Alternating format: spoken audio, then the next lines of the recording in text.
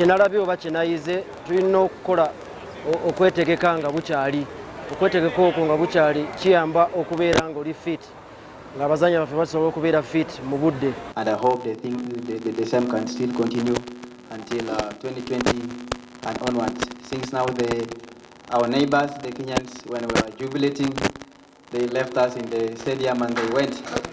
They were so sad.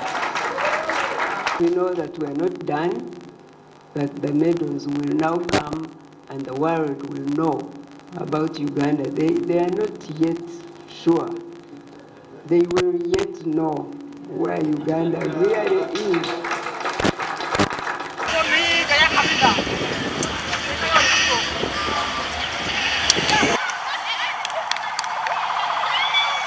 Sigala